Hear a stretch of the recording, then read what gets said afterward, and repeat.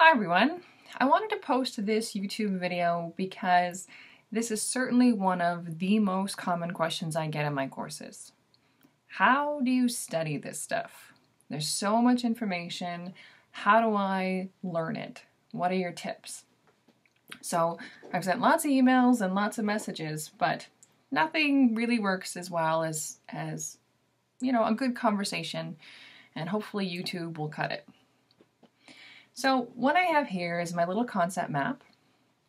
And as you can see, it's Dr. Sarah's top study tips. And so I have a couple of different branches here, and I'll talk about each individually. First one, really one of the most important ones, is to take small bites. All of my courses are really fairly fact heavy. There's a lot of information. So it's really important not to try and read everything at the same time.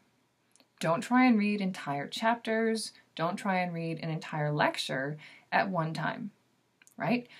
Peruse it, cruise through like you're watching Discovery Channel, but don't sit down and try and study that amount of material at once. So my basic recommendation is 20 to 30 minutes between breaks. Sit down, focus, 20-30 minutes. That'll allow your brain to absorb what you're studying, and then get up, take a quick walk, a couple jumping jacks, push-ups, whatever you feel like doing, right? But having that bit of a brain break in between will really allow your brain time to absorb the information that you've studied. If you do this, 20-30 minutes, take a break, 5-10 minutes, right? 5 minutes is even enough. Right? Get up, go up and down the stairs a couple times, do a cruise around the floor you're on, whatever you think. Get a glass of water, use the washroom, right? Take a little break and then come back. It'll seem like at first you're not as focused, right? It'll feel like you're wasting time with those little mini breaks. But what actually happens is when you come back and sit down and focus again, your brain is now better able to absorb the information that you're going to study again. So rather than sitting for 3 hours solid and feeling sometimes like you're beating your head against a wall, now you have these concentrated, focused 20-30 minute sections where your brain is ready to absorb that information and you're not too stressed out having sat there for hours, right? You do your 20-30 minutes, absorb, get up and move, come back, sit down, absorb, and away you go. The long and the short of it is you're using your time more efficiently. So your 20 or 30 minutes is better spent. You're going to get more out of that 20 to 30 minute blocks rather than the 3 hours. So again, over 3 hours, you might take 5 20-30 minute sessions and half an hour worth of breaks. But again, your study time, if it's broken up, will be much more efficient. You're going to get more out of it. So again, the timing, that's my suggestion. As always, find what works for you. Maybe you can sit and study solid for 2 to 3 hours, right? Most people can't, but if it works for you, go at her. One topic or region at a time. So many of my courses are human body based, right? So you're talking about heart, lungs, kidney, right? Different organ systems. So try and focus on one at a time, right? If we're talking about the heart, study the structure of the heart first. Don't go on into blood pressure regulation and all the other things. Do the heart. Do the very basic structure first, the most basic information first. Make sure you know that and can remember it before you add other layers to it. Again, if you sit down and study that entire cardiology chapter, at the end of the chapter, you may not even remember what the structure of the heart was. So rather than do that, if you know the structure first and build on it as you go, at the end of the chapter, you'll have gotten more out of the other content that you read because you knew the basic structure to start with. So essentially your foundation was strong, so you can build on easier. So that's my first one. Now, in all of my courses, I give a lot of hints. So you'll probably notice, if you haven't already done some of my lectures, that I hint a lot on the really important content. Most of it is comprehensive. I want you to know, if we're talking about cell structure and the individual organelles, right, what would happen if the mitochondria no longer worked? What would happen if the cell membrane had a hole in it, right? So not just what the structure is and what it does, which you can get out of the textbook really easily, right? Blibbity blobbity blue, but think about it. What would happen if? And you'll notice I ask why a lot. You know, why is the mitochondria important? Well, because it makes all of our ATP and it regulates calcium, right? Why do we care that our DNA does translation? Well, we wouldn't have any proteins. We wouldn't exist, except that that's what it does. So as you're working through the content, try and think beyond what the slide says, right? Try and think about the bigger picture. It will certainly help you in all your courses. Now, linked to the hints and this take small bites is chew often. So I usually say take small bites and chew often. So smaller amounts of material at a time and repeat, right? If you just read the content once, it's not going to stay really well in your brain. You got to revisit it. So focus your studies, again, small portions, focus it on one thing and repeat and remind your mind. Okay? So again, the idea that these small bites, you can't just study the heart once and I studied it in January when we started and now it's April and it's my exam, but I did it once, so I'm okay. Not going to cut it, right? So come back and revisit it. So usually my suggestion is take your small bite, study it really well, and when you move on to the next section, so say we did the heart again, if I'm done all of my cardiovascular section and I'm ready to move on to respiratory, right, the lungs, for example, before I start the lungs, I'm going to have a quick flip through my cardio section again, right? I'm going to flip through and say, yep, know it, oh frig, oh darn, that I didn't remember. I'm going to put a little star or a little highlighter or make a little note of it, right? Have a little list of content you have to come back over again. So make that a little note on your checklist, and then you know what you're going to have to review again when it comes time for a midterm or a final exam. So again, small bites, focus, and remind. And listen to my hints. I give a lot of them. So that's half of them. Variety. Now, some of the content we have to cover isn't necessarily the most exciting stuff. Not sure I'm supposed to say that because I'm the prof, but some of it can be fairly dry. In order to get it in your head, right, in order to really absorb it, understand it, and be able to use it, sometimes we have to spice it up a little bit. So try and keep it interesting. A lot of my students will use analogies that are fun, that are funny, that are silly, anything that works for you. When it comes to memorization, a lot of times you'll come up with different associations, right? So I always talk about blood pressure and an artery being the same thing as a garden hose, right? And how, depending on how much fluid you put in a garden hose will determine how much pressure there is in the side of the hose. So it's just an easy way to remember it, but it makes it more interesting and it makes it more understandable. So it makes it a little bit more fun. So my students have come up with really silly sayings. They have a lot of fun with it, which is the next one over here. But I also want to encourage you to use your senses. So if you only listen to my lecture, you're only using vision and hearing. If you listen to the lecture and you make notes, then you're talking kinesthetic, right? You're moving. you're doing something, and you have to think about what you're going to write in order to make a note. This means you're now engaging your brain as well, right? Rather than passive learning, where you just sit down and you hope that by diffusion, right, moving from one thing to another, you'll absorb all this information. Active learning is much, much more efficient, right? So if you sit there and you listen to me and you're like, oh, okay, well, why did she say that? Why does that make sense? Okay, what if? Pause me. It's a great feature. Pause me, make a note, and again, you're now an active learner.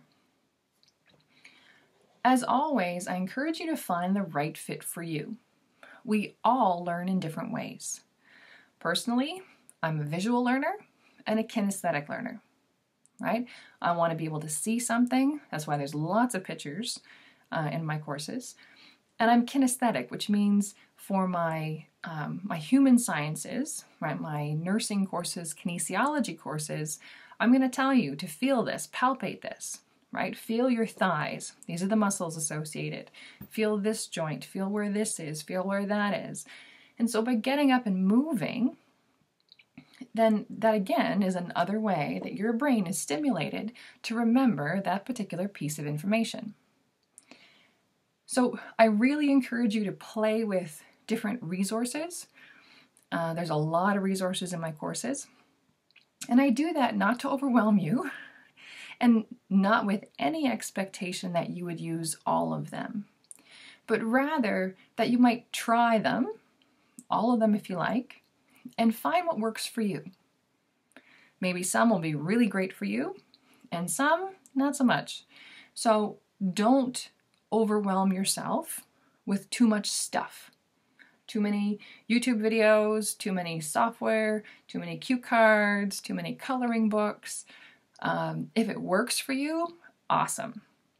So don't try and make how you study fit how your roommate studies, or your brother studied, or your mother studied, or your dad studied, right? Make sure that as you figure out what best works for you, you eliminate what doesn't work.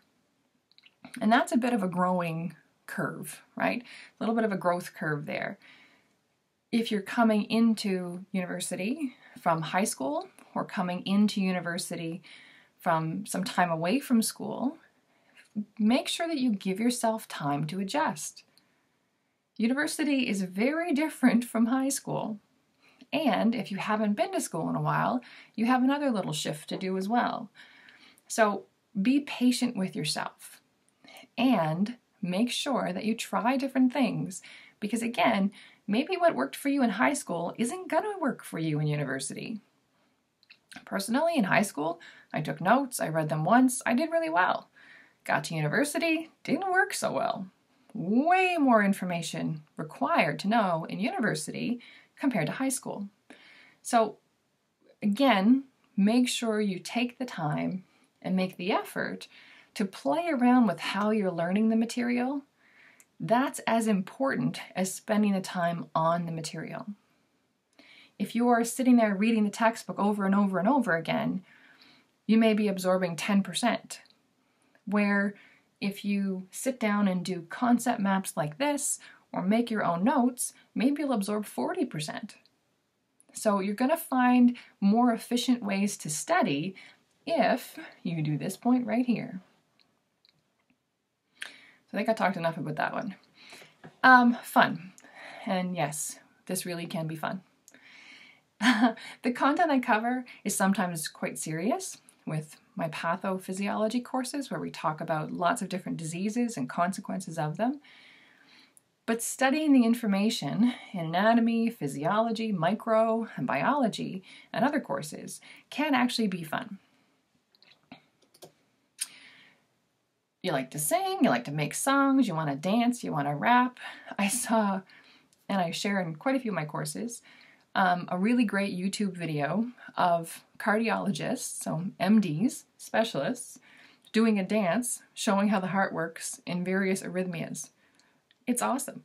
It also makes it so much more fun to remember the different arrhythmias and how they affect the heart.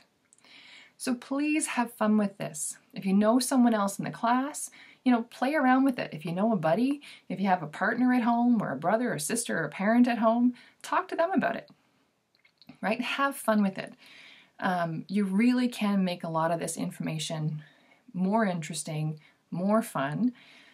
And if you make it more fun and enjoy it, you're going to remember it a lot better. Lastly, I do have a couple words of warning. So, what not to do? Dr. Google is top of my list. There is some really great information on the internet and some not so great information on the internet. So, two major concerns there. One, inaccuracy. Is it right? Is it wrong? No one's judging it, right? So, who knows? Lots of websites on, hey, take this pill, it'll cure all diseases. Yeah, not going to happen. So be very cautious when you're Googling something. And Wikipedia is okay, but just be a little cautious. So again, with Dr. Google, be cautious of the accuracy, but also, even more important almost, is the idea that if you Google something, it may be at a level way beyond what we're studying, or it may be at a level way below. And so, as much as you may be tempted to Google rather than go to your textbook, because it may even be faster, stick to your textbook, stick to the course resources, because then you know you're not going to be learning 10 facts beyond what the course covers, or you're not going to be studying content that's missing things. So be cautious of that. The overload, there are a million resources, a million websites, a million cue cards, coloring books. Anyway, there's a ton of stuff out there to learn all of the topics in university. Don't overload yourself, right? And this seems like it might be contradictory given that I said variety. So what I'm saying here is don't try and do every resource. Don't try to do 40 resources. Don't try to do 10 resources. Find the 2 or 3 or 4 or what have you that work for you and get rid of the others, right? Even though it might be your best buddy's favorite thing, if it doesn't work for you, chuck it. The other part of that is with the overload, if you YouTube stuff, which everyone does, but again, be cautious that on YouTube and other places, there's going to be content beyond the scope of these courses, and sometimes way beyond. So do not pull information beyond the scope of the course into your studying. You'll be studying information you don't need to know. And sometimes you'll want to do that, right? Personally, I have interests in neuroscience, right? So in MS, in spinal cord injury, in those areas. So when I did physiology, yeah, I wanted to learn more about that. And that's great. And I really encourage you to get excited about whatever content excites you. However, please study the content for the course first. Make sure you know it really, really, really well, and then dive into the extra stuff. And FYI, if you're interested in anything outside the course, please let me know. I would love to direct you towards resources that I have that might help, or towards another professor that might have a specialty in that area.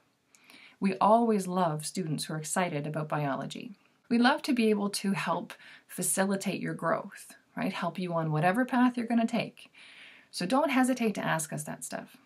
However, for the course, make sure you stick to course content. Otherwise, if you go beyond, you might be spending hours and hours learning about all this extra stuff, and it's not going to be on your exam, right? So just stay focused. And that leads to scattered as well. I had a student one time take my anatomy course, and she got onto YouTube and Google and a bunch of different things, and was sending me all these questions about content that was so far beyond the scope of the course. And she was going in 10 different directions at once. And so I really had to recommend that she kind of rein it in a little bit and focus at one thing at a time, right? Focus on cardio and the heart and only the course content. And yes, if you're interested in heart failure or arrhythmias or ECGs or what have you, yeah, sure. I will help you. I will show you resources to learn more about it. But let's stick to course content first. So having said all of that, this is the gist of what I share with my students. So this is what I wanted to share with you to say, heads up, having taught at university since 2002, I guess as a TA and then later as an instructor. Yes, I know that makes me old. Not that old. Anyway, I wanted to share with you things that personally have helped me as I worked from a high school student with basically no study skills through my undergrad, my master's, and my PhD, and the different techniques that I see with my current students, both in person and online, that really seem to help them as well. So I hope this was useful to you, and if you have any more questions, let me know, and I'll see you on the next video.